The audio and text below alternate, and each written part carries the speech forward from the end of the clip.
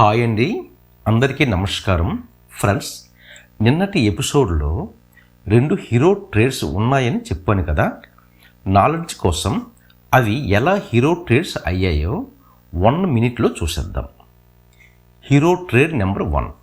ఈ trade hero trade ఎందుకు అన్నానంటే, opening candle లో మనకు సపోర్ట్, అది బ్రేక్ అయ్యింది. ఇన్సైడ్ క్యాండిల్ సెటప్ క్లియర్గా బ్రేక్ అయ్యింది. ట్రెండ్ లైన్ సపోర్ట్ కూడా బ్రేక్ అయ్యి హోల్డ్ అయ్యింది. మల్టిపుల్ కన్ఫర్మేషన్స్ ఒకేసారి వచ్చాయి. ఇప్పుడు ముఖ్యమైన పాయింట్ ఏమిటంటే, రివర్సల్ వచ్చిన దగ్గరలో క్లట్టర్ రెసిస్టెన్స్ ఉంది. అంటే ప్రైస్ ఇమ్మీడియట్గా పెద్ద అప్సైడ్ రివర్సల్ ఇవ్వలేదు. సో డౌన్ సైడ్ మూవీకి క్లియర్ పాత్ ఉంది. స్టాప్ ప్లస్ స్మాల్గా పెట్టుకోవచ్చు. రిస్క్ తక్కువ, రివార్డ్ క్లియర్. లో risk plus clear structure plus down side room is equal to hero trade. Emotion కాదు, స్ట్రక్చర్ అడ్వాంటేజ్. ఇప్పుడు ట్రేడ్ నెంబర్ 5. ఎందుకు హీరో ట్రేడ్? ఇది ఇంకొంచెం powerful. Strong HDF support, strong trend line support confluence. Initial move miss అయినా red క్యాండిల్ని next candle cross చేసి hold అయ్యింది. ఇక్కడ call తీసుకోవచ్చు. స్ట్రక్చర్ బ్రేక్ అండ్ హోల్డ్ క్లియర్గా వచ్చింది. ఇక్కడ కూడా కాల్ తీసుకోవచ్చు. ఓవరాల్ స్ట్రక్చర్ బ్రేక్ తర్వాత క్లీన్ పుల్ బ్యాక్ కూడా వచ్చింది. ఇక్కడ కూడా కాల్ తీసుకోవచ్చు. ఇక్కడ మేజర్ అడ్వాంటేజ్ ఏమిటంటే, అప్సైడ్ రూమ్ క్లియర్గా ఉంది. హెచ్డిఎఫ్ రెసిస్టెన్స్ వరకు క్లియర్ పాత్ ఉంది. మధ్యలో క్లట్టర్ లేదు. సో మూవ్ స్మూత్గా పైకి వెళ్ళడానికి ఛాన్సెస్ ఎక్కువ. Strong support plus structure break plus clean upside room is equal to hero trade. Final learning. Hero trade అంటే బిగ్ క్యాండిల్ కాదు, బిగ్ ప్రాఫిట్ కాదు. Clear structure plus confluence plus clean room is equal to small stop loss advantage ఉన్న trade. అక్కడ మనకి edge ఉంటుంది. అందుకే ఇవి hero trades. Observe చేయండి, స్ట్రక్చర్ మాట్లాడుతుంది, ఎమోషన్ కాదు. ఇప్పుడు ఈరోజు ఎపిసోడ్లో ఈ చార్ట్లో ఉన్న గుడ్ వర్సెస్ బ్యాడ్ ట్రేడ్స్ గురించి తెలుసుకుందాం. ముందుగా trade number 1. Price HDF resistance zone దగ్గర 54 పాయింట్స్ గ్యాప్ అప్తో బయ్యర్స్ సెషన్ని ఓపెన్ చేశారు. ఇంపార్టెంట్ పాయింట్ ఏమిటంటే, opening candle exact trend line మీద ఓపెన్ అయ్యింది. క్యాండిల్ అప్సైడ్కి చిన్న సర్జ్ ఇచ్చి ట్రెండ్ లైన్ని క్రాస్ చేసింది. కానీ పైన సస్టైన్ అవ్వకుండా మళ్ళీ దిగువకు వచ్చి హోల్డ్ అయ్యింది. నెక్స్ట్ క్యాండిల్ బుల్లిష్గా వెళ్ళి ఓపెనింగ్ క్యాండిల్ హై వరకు వెళ్ళినా క్రాస్ చేయలేకపోయింది. అక్కడే వీక్నెస్ కనిపించింది. ప్రీవియస్ క్యాండిల్ బాడీ దిగువకు వచ్చి హోల్డ్ అవ్వడంతో స్ట్రక్చర్ రిజెక్షన్ క్లియర్గా కన్ఫర్మ్ అయ్యింది. అక్కడే ఇమ్మీడియట్లీ పుట్టు తీసుకున్నాను. రీజన్ ఏమిటంటే, నిన్న లాస్ట్ మూమెంట్లో ప్యానిక్ బయ్యింగ్ జరిగింది. అంటే హై దగ్గర బై చేసిన వాళ్ళు ప్రైస్ రివర్స్ అవ్వడంతో ఇరుక్కుపోయిన బయ్యర్స్ ఇమీడియట్లీ సెల్లింగ్ చేస్తారు. అలాంటి పరిస్థితుల్లో ప్యానిక్ సెల్లింగ్ రావడం సహజం. అదే ఇక్కడ జరిగింది. ప్రైస్ ఎక్కడ హెజిటేషన్ లేకుండా డౌన్ సైడ్ మూవ్ ఇచ్చింది. సపోర్ట్ ట్రెండ్ లైన్ కూడా క్రాస్ చేసింది. మొన్న వీడియోలో నేను క్లియర్గా చెప్పాను, రూమ్ క్లియర్గా ఉండి సపోర్టు లేదా ట్రెండ్ లైన్ లేకపోతే మార్కెట్ థ్రెట్స్ ఇచ్చిన భయపడకండి. సపోర్టు ట్రెండ్ లైన్ ఉన్నప్పుడు ఫోకస్డ్గా నెగిటివ్ సిగ్నల్స్ మరియు ఫాలో త్రూని అబ్జర్వ్ చేయాలి. ఎర్లీ ఎగ్జిట్ అవ్వొద్దని. ఇది దానికి పెర్ఫెక్ట్ ఎగ్జాంపుల్. సపోర్టు దగ్గర ఇమ్మీడియట్ రివర్సల్, కానీ ఫాలో త్రూ సిగ్నల్ ఇవ్వలేదు. అందుకే పేషెన్స్ మెయింటైన్ చేశాను. Finally support plus trend line support వద్ద ప్రైస్ ఇన్సైడ్ క్యాండిల్ రేంజ్లో చిక్కుకుంది. డిసిప్లైన్గా ప్రాఫిట్ బుకింగ్ చేసుకున్నాను. ఈ ట్రేడ్లో హెచ్డిఎఫ్ resistance confluence, trend line reaction, failed breakout, panic buying context, clear down side room, proper support reaction అన్నీ లాజికలీ కనెక్ట్ అయ్యాయి. ఇదే స్ట్రక్చర్డ్ ట్రేడింగ్. ఎమోషన్ కాదు, కన్ఫర్మేషన్ అండ్ కాన్ఫ్లుయెన్స్ ముఖ్యం.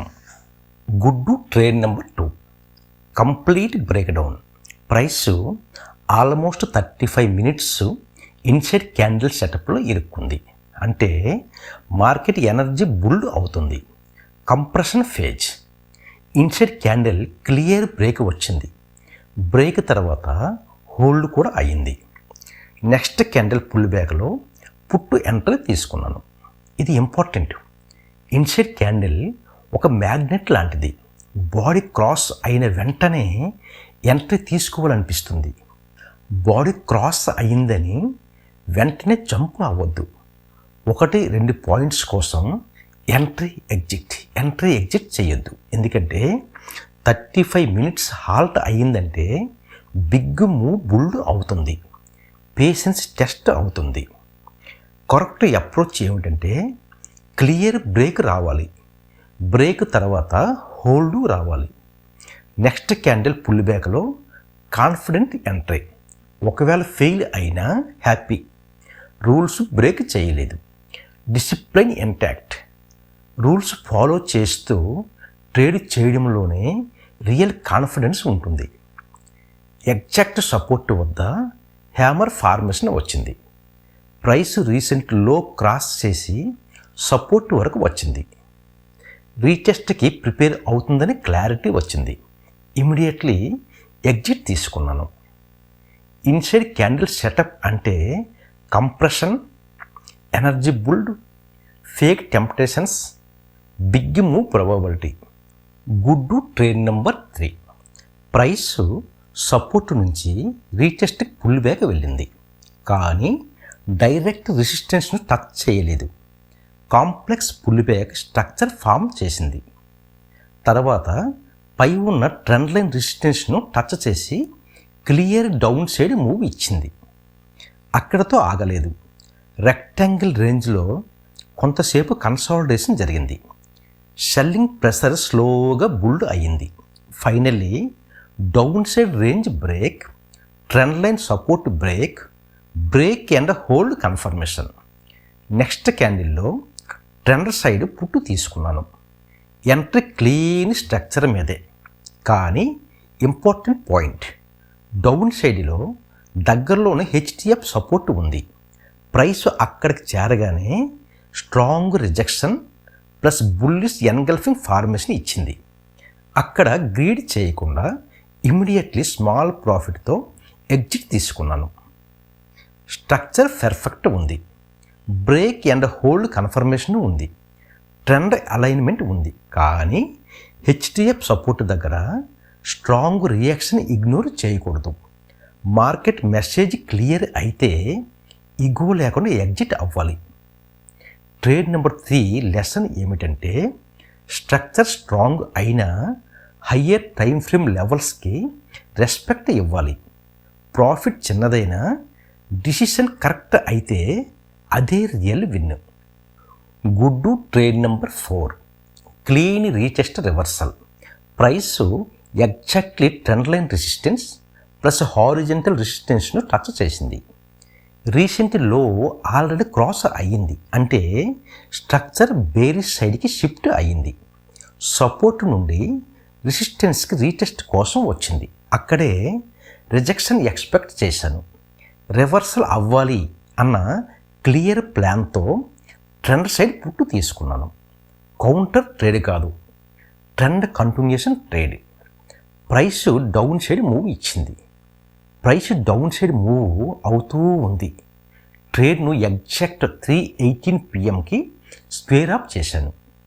సెషన్ క్లోజ్ కావస్తుంది కాబట్టి ఎక్స్ట్రా గ్రీడ్ చేయకుండా ప్లాన్డ్ టార్గెట్ దగ్గరే close చేశాను. Learning: structure break, retest to resistance, trend alignment, clear down side target. ఇప్పుడు బ్యాడ్ ట్రేడ్స్ గురించి తెలుసుకుందాం. Bad trade number 1. యాక్చువల్లీ ఇది లో ఎడ్జ్ ట్రేడ్, రెక్లెస్ ట్రేడ్ కాదు. సపోర్ట్ వద్ద అపోజిట్ ట్రెండ్లో సాలిడ్ ఎన్గల్ఫింగ్ క్యాండిల్ వచ్చింది. ఒక్క సిగ్నల్ మాత్రమే ఉంది. నెక్స్ట్ క్యాండిల్ పుల్ బ్యాక్లో కాల్ తీసుకున్నాను. ఇక్కడ మెయిన్ ఇష్యూ ఏమిటంటే ట్రేడ్ ఓవరాల్ ట్రెండ్కి ఆపోజిట్, కాన్ఫ్లుయెన్స్ తక్కువ, సింగిల్ సిగ్నల్ డిసిషన్. అందుకే ఇది A+ సెటప్ కాదు. ఎగ్జిట్ ఎందుకు correct? Price exact resistance touch చేసింది. ఇమ్మీడియట్ ప్రాఫిట్ బుకింగ్ చేసుకున్నాను. ట్రెండ్ అపోజిట్ కాబట్టి గ్రీడీ లేకుండా ఎగ్జిట్ అవ్వడం, ఇది మెచ్యూరిటీ.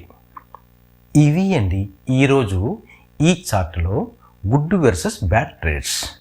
మరో ఎపిసోడ్లో, మరో వీడియోలో, మరో చార్ట్తో మళ్ళీ కలుసుకుందాం. అంతవరకు సెలవు. నమస్కారం. జై హింద్.